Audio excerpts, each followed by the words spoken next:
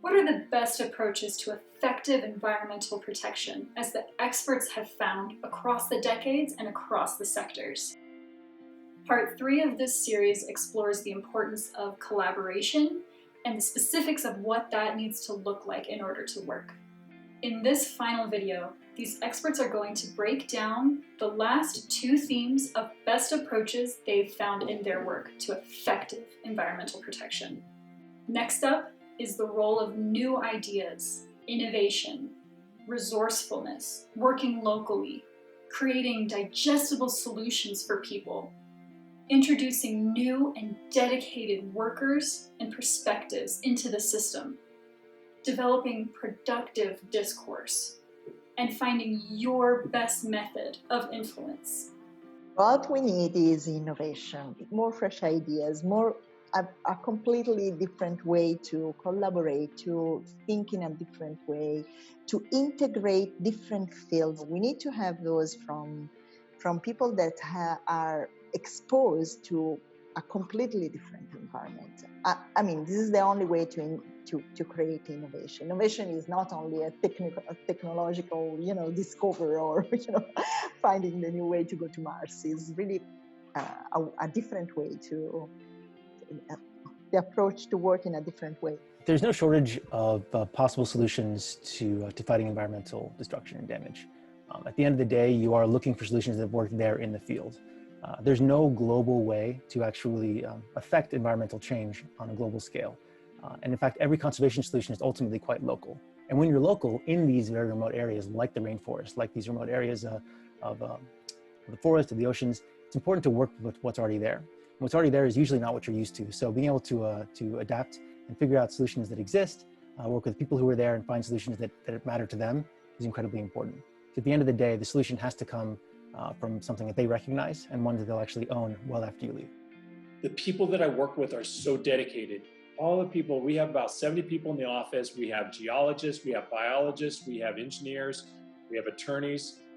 Everybody is just so dedicated towards the environment, wanting to make this place the best possible place it can be, so that not only can we enjoy it, but others in the community, but for the next generation and the generation to come after that.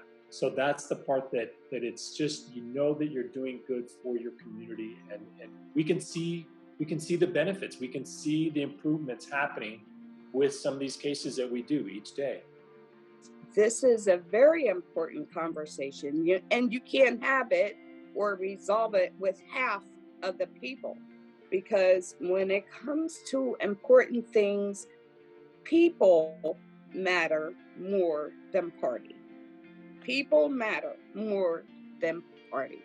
So what I would encourage everyone to do is look at coming ideas that are being shared across the aisle, across the political spectrum, and across different geographical locations.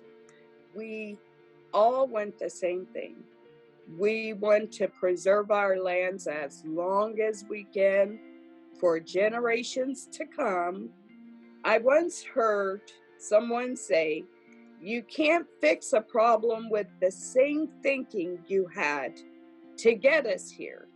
You have different people that come into office. People get fired every election season, and new people come in. In our campaign cycle, we have a lot of young people coming in with a new perspective. Sometimes people stay in politics way too long, and the same thinking they had when they came in 20 years ago, they still think that way. Be encouraged that younger people are stepping up to serve. I believe that the best way to get involved in environmental protection and be effective at it is to make sure that you're pursuing something that you're interested in. Obviously, if you're interested in environmental protection, that's one thing, but you can do that many different ways. You can, if you're creative and artistic and you enjoy creating documentaries, that's one way. If you're a big math and science nerd, it could be engineering. If you're very articulate and a people person, you might be the leader of an NGO or a strong force in an NGO that advocates for the cause. You might run for city council. So I think it's very important to couple your values with your skills when you're pursuing environmental protection. If that's what you want to do, that's how you're going to be successful, and that's how you're going to have sustained success. Finally, the last theme to best approaches to effective environmental protection is to be proactive. Find ways to reach out first. Focus your attention on prevention more than on reprimand. Support the small local players. Educate, promote the information, invest in research and development, initiate frequently, and invest your energy in a project that fits you. I think at the end of the day, if we recognize that the climate change and environmental loss affects us all, it's important to look out and find the people who are least appreciated, who might have the biggest impact. They may not be near you. You don't have to travel to the other side of the planet to help somebody in the forest or to give them the right support. In many ways, just showing your support for the work they do can have a huge, huge impact. We've been able to see that a ranger in the forest who's just protecting his own backyard, who can have a bigger impact on fighting climate change than a dozen engineers at an electric car company, just by protecting his one forest from illegal loggers. But for him, it's actually an uphill battle, a dangerous one all the time. So being able to actually connect with these people, which we can do over Facebook, over the internet, and actually give your support to them, it suddenly turns these people into the rightful celebrities and appreciated people that they should be. And so just showing your support from across the world and pointing out that a local problem on the other side of the planet affects the rest of us, which it legitimately, statistically does from the point of view of carbon impacts, can make a big difference. I think what really would be best is to educate the people who work in the mines. Because the average guy doesn't know anything about these things. And the people that are down there in the mines, if you can educate them, and they all know, then something might get done. And you could educate the unions.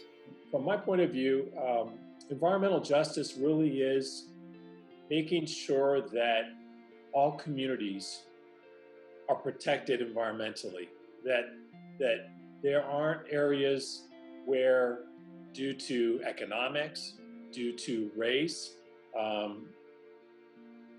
that those communities aren't being hurt, that those communities aren't taking the burden of environmental pollution. We reach out to those communities and we talk to their leaders for environmental groups, for community groups.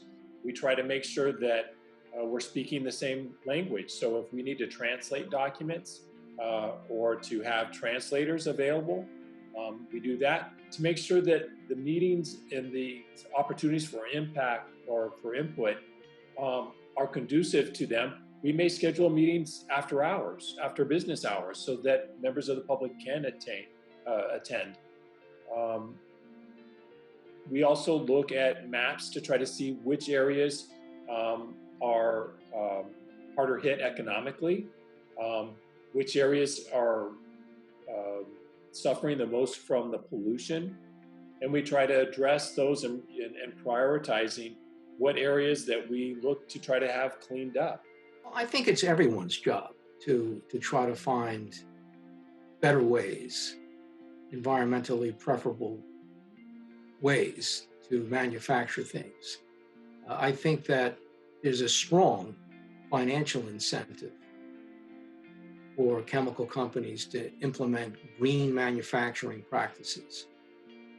So they know it. I mean, when you're dealing with a profit-driven organization, anything that can cut down on expenses, production expenses, and maximize profits is a very, very strong incentive to do that. So yeah, I mean, many of the major manufacturing companies, they invest a lot into research and development to find better ways, improved ways of manufacturing products.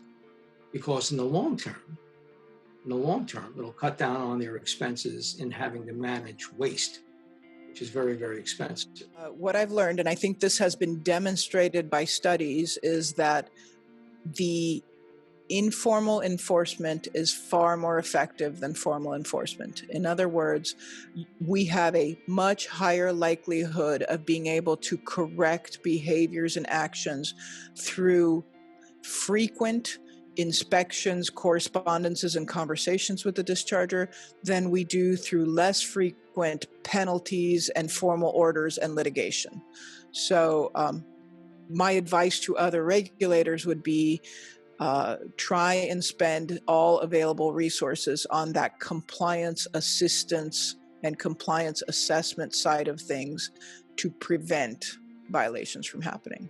Recovery in a different way that we've always done it in the past. It no longer serves us.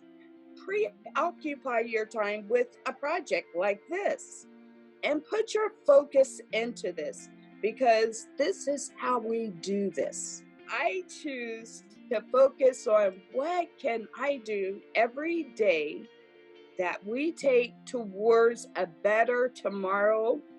Everyone else will catch up, and that includes politics.